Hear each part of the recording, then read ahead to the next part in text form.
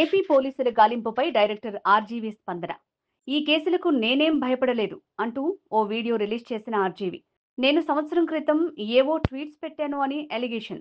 ఏడాది కింద పెట్టిన ట్వీట్స్ వల్ల ఎవరి మనోభావాలో దెబ్బతిన్నాయట. నేను ట్వీట్స్ పెట్టిన వారివి కాకుండా సంబంధం లేని వారి మనోభావాలు దెబ్బతింటే ఈ కేసులు సెక్షన్లు ఎలా వర్తిస్తాయి? ప్రస్తుతం రాజకీయ నాయకులు పోలీసులను ఆయుధంగా చేసుకుని పాలన చేస్తున్నారు.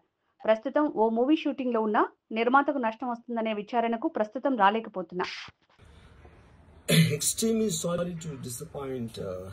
నేను ఉనికిపోతున్నాను మంచం కింద కూర్చొని నేడుస్తున్నాను అని అందరూ whatever the media is speculating వాళ్ళందరికీ చిన్న డిసప్పాయింట్మెంట్ ఉండొచ్చు వీడియో.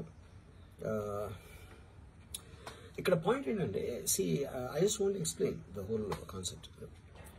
ఇప్పుడు నేను ఆల్మోస్ట్ ఒక 1 year బ్యాక్ ఏదో ట్వీట్స్ పెట్టాను అనే ఎలిగేషన్. ఆ ట్వీట్స్ ఎవరో మనోభావాలు దెబ్బతిన్నాయి. ఇక్కడ విచిత్రం ఏంటంటే 1 year బ్యాక్ పెట్టిన ట్వీట్స్ 4 డిఫరెంట్ ప్లేసెస్లో 4 డిఫరెంట్ జ్యూరిస్డిక్షన్స్లో 4కి ఒకే 3-4 రోజుల వ్యవధిలో వాళ్ళ మనోభావాలు దెబ్బతిన్నాయి. వాళ్ళు ఆ పరంగా కంప్లైంట్ ఇవ్వడం, కేసులు పెట్టడం జరిగింది. ఇక్కడ పాయింట్ 1 ఎవరి మీద అయితే నేను పెట్టానని వాళ్ళు చెప్తున్నారో వాళ్ళకి లేదు, ఎవరో థర్డ్ పార్టీ, అసలు సంబంధం లేనివాడు.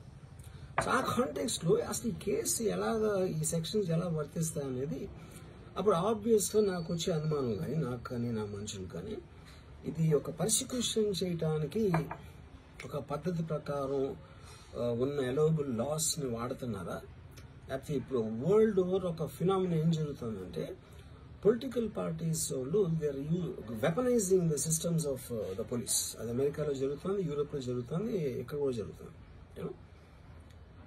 అప్పుడు నేను ఏ ఒక్క వ్యక్తిని, ఒక పోలీస్ ఆఫీసర్ని కానీ, ఒక పొలిటికల్ పర్సన్ కానీ నేను బ్లేమ్ చేయట్లా.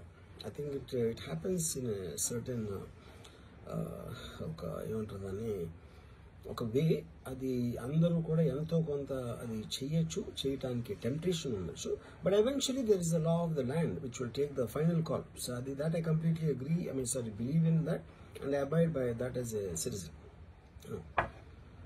సో ఇప్పుడు ఇక్కడ జరిగింది ఏంటి, నాకు ఒక నోటీస్ వచ్చింది, నేను ఒక రిప్లై ఇచ్చాను, ఫలానా చోట ఫలానా తారీఖు నేను వస్తాను. అప్పటికి నాకు జరుగుతున్న పని ఒక ఆన్గోయింగ్ స్కెడ్యూల్ ఉంది కాబట్టి, నాకు ఫిల్మ్ వర్క్ ఉంది కాబట్టి అవ్వలేదు. అండ్ ఇట్ ఈస్ వేరే ప్రొడ్యూసర్ చేస్తాను, ఆ ప్రొడ్యూసర్కి నష్టం వస్తుంది కాబట్టి నేను మళ్ళీ టైం అడిగాను. ఇదేంటి కేసు, ఇదేం అర్జెంట్ కేసు అంటే 1 year తర్వాత ట్వీట్ చూసిన అతనికి 1 weekలో అన్నీ అయిపోవాలనేది ఏమన్నా మీనింగ్ ఉంటుంది అసలు అదే దాన్ని? So which basically means it is being done for purposes other than the urgency of the case. ఇప్పుడు అర్జెన్సీ ఆఫ్ ద కేసు అంటే మీరు మర్డర్లు గేటర్లు ఇన్ని జరిగి సంవత్సరాలు తీసుకుని